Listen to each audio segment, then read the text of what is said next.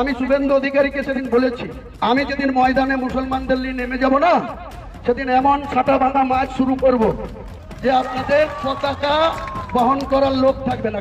লাখ লাখ লোককে রাস্তায় নিয়ে নামাবো আর ছাটা ভাঙা মাছ দেবো। অন্নপূর্ণা ভান্ডারের নামে টাকা লুটপাট করা হচ্ছে, হাজার হাজার লোকের ব্যাংক অ্যাকাউন্ট হয়ে গেছে ফাঁকা। এটা জানাই ছিল যে এইরকম পরিস্থিতি আসতে পারে। অবশ্য অন্ধভক্তরা এই জিনিসটা বুঝবে না, যারা আদর করে ডেকে নিয়েছে আগের সরকার চোর ছিল, আগের সরকার চোর ছিল।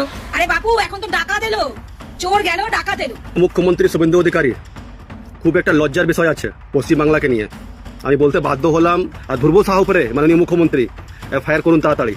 এই ধ্রুব সাহা বেশি বার বেড়ে গেছে। ইউসিসি বা ইউনিফর্ম সিভিল কোডের নামে নিয়ে আসছে এই বিলের, অবশ্যই আমরা বিরোধিতা করবই। কারণ এক দেশ এক আইন স্লোগান যেটা তুললেও এই দেশে ভিন্ন মতের, ভিন্ন জাতের, ভিন্ন বর্ণের, ভিন্ন সমাজের, ভিন্ন ভাষার মানুষ বসবাস করে। এই দেশে এটা ঐতিহ্য।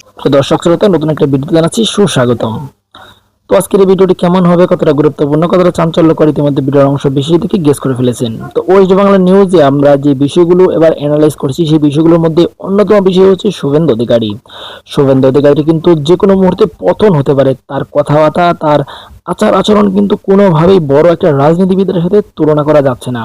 তিনি কেমন জানি আচরণ করে এবং সাধারণ জনতা তার উপর খুবই ক্ষিপ্ত।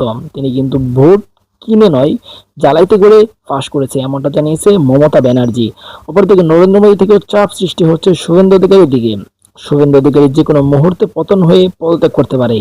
যদি তিনি পদত্যাগ করে, তাহলে কিন্তু নরেন্দ্র মোদীর বড় বড় ঢালগুলো আস্তে আস্তে শেষ হয়ে যাবে। অপরদিকে মমতা ব্যানার্জি যে চাল এবং যে জালটি বিছিয়েছে, সেখানে কিন্তু আটকা পড়েছে শুভেন্দু অধিকারী। তো আপনারা এই বিষয়টি কেমন হবে দেখছেন? শুভেন্দু অধিকারী কি ভারতবর্ষের জন্য ভালো লোক না খারাপ, এবং তিনি কি ভারতবর্ষের জন্য ভালো কিছু করতে পারবে? আমার তো মনে হচ্ছে তিনি ভারতবর্ষের জন্য কোনো কিছুই করতে পারবে না। শুধু খালি মানুষকে উস্কানিমূলক কথা বলে এবং মানুষের সাথে ঝগড়াঝাটির একটা সৃষ্টি তৈরি করে দিচ্ছে। অপরদিকে সাধারণ জনতা জানিয়েছে শুভেন্দু অধিকারী পতন হতেই হবে। যদি এমন হয়, তাহলে ভারতবর্ষের জনতা কেমন ভাবে দেখবে এই দিকগুলো অবশ্যই তারা কমেন্ট করবেন। তো আজকের মতন এই পর্যন্তই, দেখা হচ্ছে পরবর্তী কোনো নিউজ নিয়ে। সেই পর্যন্ত সুস্থ থাকুন, ভালো থাকুন, চ্যানেলের সাথে থাকুন। আল্লাহ হাফেজ।